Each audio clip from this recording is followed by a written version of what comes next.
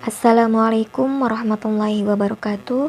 Selamat pagi semuanya. Bagaimana kabarnya anak-anakku semuanya? Semoga sehat selalu ya di rumah. Nah, pada pertemuan bahasa Arab kita pada kali ini, kita akan membahas tentang qawaid atau tata bahasa Arab. Adapun qawaid kita yang akan kita bahas pada pertemuan kali ini yaitu membahas tentang aqsamul kalimat, pembagian kalimat atau dalam bahasa Indonesia kata.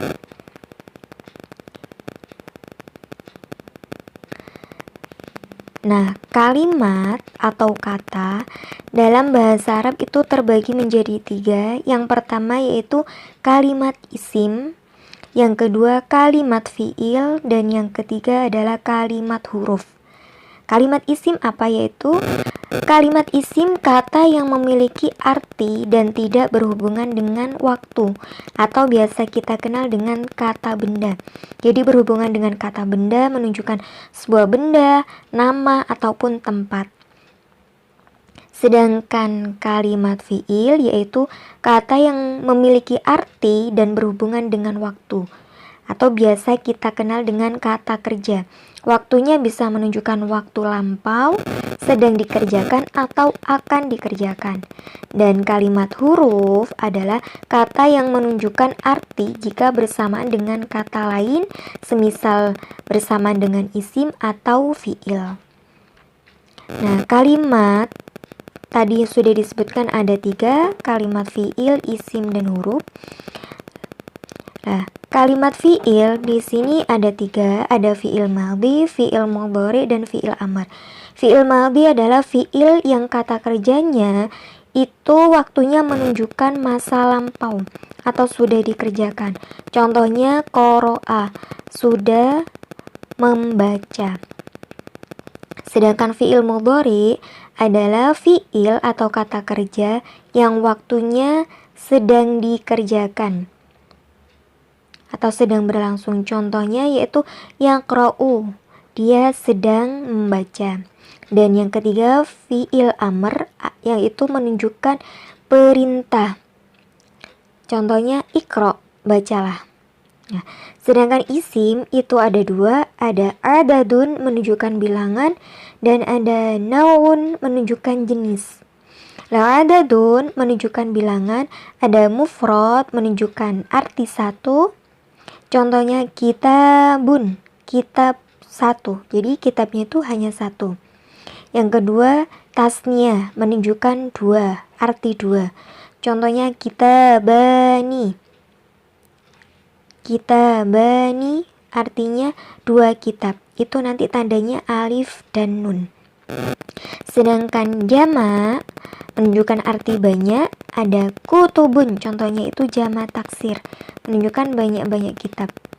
Selain jamak taksir ada jamak mudzakkar salim, muslimuna. Tandanya ada tambahan wawu dan nun. Aslinya muslimun, 1 orang muslim. Karena muslimnya banyak menjadi muslimuna, tambahan wawu dan nun. Sedangkan muslimatun itu jamak muannas salim, menunjukkan banyak perempuan. Muslimatun, orang-orang muslim perempuan banyak. Tandanya tambahannya alif dan ta. Sedangkan jenis ada 2, ada mudzakkar dan ada muannas. Mudzakkar itu menunjukkan laki-laki, contohnya masjidun. Sedangkan muannas itu menunjukkan perempuan, contohnya madrasatun. Cirinya menunjukkan muannas ada ta marbutohnya. Nah, ada kalimat fiil, ada kalimat isim, dan ada kalimat huruf.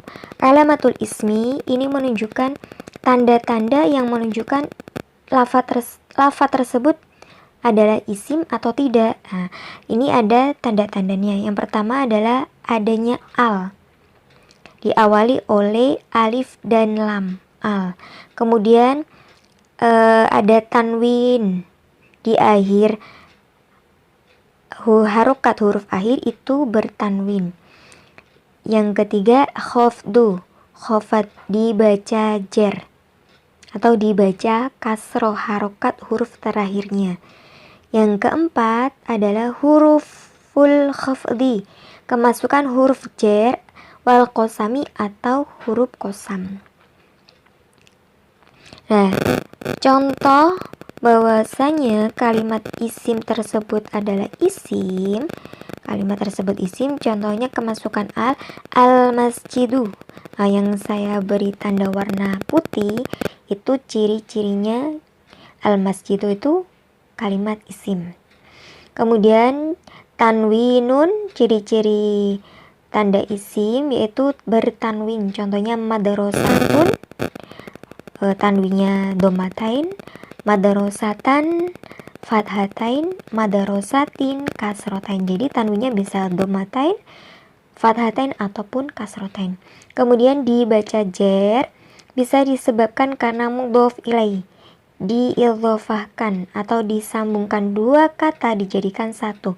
Misalkan ada kata babun pintu, faslun kelas, ketika dijadikan satu kalimat dua kata tersebut babul fasli jadi satu arti pintu rumah, maka kata yang terakhir al-fasli itu jadi idhofah mudhof ilaihnya, maka huruf terakhirnya harokatnya di kasroh fasli. Kemudian huruf khofat dan kosam. Huruf khofat apa saja? Huruf jar itu yaitu min, ila, an, ala, fi, ruba, bi, kaf, dan li. Contohnya min jibalin. Min itu huruf jarnya, jibalin karena kemasukan huruf jar, maka harokat terakhirnya huruf lam itu di kasroh, min jibalin. Kemudian ila suqi.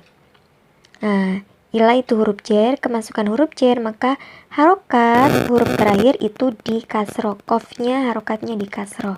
Kemudian alal maktabi, ala itu huruf jar, al maktabu aslinya al maktabu karena kemasukan ala menjadi al maktabi. Kemudian kosam yaitu sumpah, hurufnya ada wawu, ba, dan ta. Wal fajri, contohnya demi fajar, billahi demi Allah, tallahi demi Allah. Kemudian alamatul fi'li, tanda-tanda kalimat tersebut adalah fi'il. Yang pertama adalah adanya qad, diawali oleh qad. Ada sin, diawali oleh sin. Kemudian diawali oleh saufa. Kemudian yang keempat ta'nis sakinah, ada ta'nis sakinahnya. Kemudian ya muannas mukhatabah, ya perempuan yang diajak bicara, orang yang diajak bicara. Yang selanjutnya nun taukid. Yang terakhir yaitu dhamir rafa mutaharik. Nah, qad ini artinya sungguh-sungguh, berarti sebuah pekerjaan itu dilakukan sungguh-sungguh. Contohnya qad aflaha, sungguh-sungguh saya sedang membuka. Sin ini menunjukkan arti akan. Sayaqulu, dia akan membaca. Kemudian saufa, akan juga artinya tetapi masanya masih lama. Saufa ta'lamun, mereka akan mengetahuinya nanti. Ta'nis sakinah ini adalah ta'nis yang menunjukkan perempuan, sakinah yang disukun. Contohnya qolat, lata di sini yang hurufnya berwarna putih, taknya disukun, ini menunjukkan ta'nis sakinah. Tak yang menunjukkan arti perempuan, jadi pekerjaannya yang melakukan adalah perempuan dan disukun taknya. Kemudian ya muannas mukhatabah, ya ini menunjukkan perempuan, di mana perempuan ini merupakan orang yang kita ajak bicara. Tadribina, contohnya tadribina, kamu sedang memukul. Idribi, pukullah kamu. Nah, ini menunjukkan perintah kepada perempuan. Idribi, pukullah kamu. Nun taukid, menguatkan, ada nun taukid sakinah dan nun taukid khafifah. Yadribanna, nunnya disukun dan nunnya di tasydid. Kemudian dhamir rafa mutaharik, dalam fi'il mudhari, dalam fi'il madhi darabtu, darabta, darabti, darabna itu. Kalau dalam fiil mudhari yadribni. Dalam fiil yadribna. Kalau dalam fiil amr yadribna. Nah, dari penjelasan tadi, misalkan ada yang bingung, loh gimana ya agar lebih mudah untuk memahami ini mana isim, mana fiil, dan mana huruf. Jadi bagaimana caranya agar lebih mudah menentukan mana isim, fiil, dan mana huruf? Bisa kita singkat. Jadi kalimat isim kita lihat jika artinya itu menunjukkan sebuah benda, nama, ataupun tempat, maka itu menunjukkan kalimatnya kalimat isim. Ciri umumnya biasanya yang sering muncul dalam sebuah kalimat, selain tanda-tanda yang tadi yang banyak, biasanya yang lebih banyak kita temukan adalah bahwasanya kalimat tersebut berawalan atau didahului oleh alif dan lam, atau kalimatnya di akhir berharokat tanwin, berakhiran harokat tanwin huruf terakhirnya. Contohnya misalkan al-masjidu. Al-masjidu itu isim. Masjid kan adalah sebuah tempat. Nah, kemudian tandanya sebelumnya adalah diawali oleh al. Masjidun itu juga tempat. Huruf terakhirnya di tanwin. Ini yang biasa kita sering temukan dalam teks-teks ataupun bacaan bahasa Arab. Sedangkan fiil kita pahami fiil artinya kata tersebut bermakna kata kerja atau tidak. Kalau menunjukkan kata kerja, pekerjaan, maka itu namanya fiil.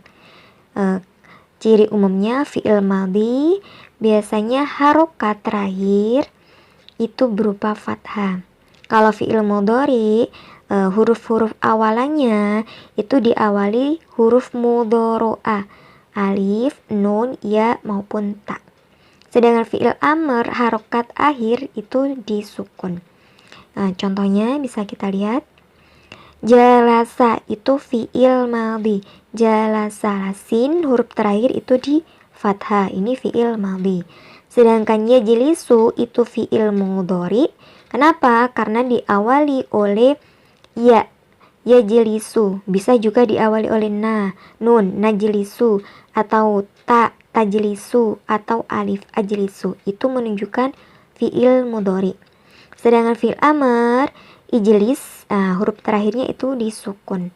Nah, ini menunjukkan kata yang bermakna fiil, kata kerja. Sedangkan huruf, huruf itu tanda komponennya, hurufnya biasanya terdiri dari 1 atau 2 huruf hijaiyah.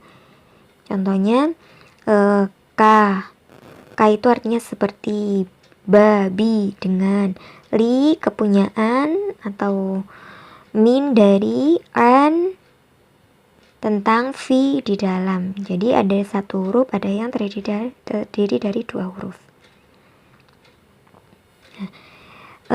Bisa kita contohkan. Di sini ada misal, ada sebuah kalimat yaqra'u at-tullabu al-kutuba wal jaroida fil maktabati ala makatibi.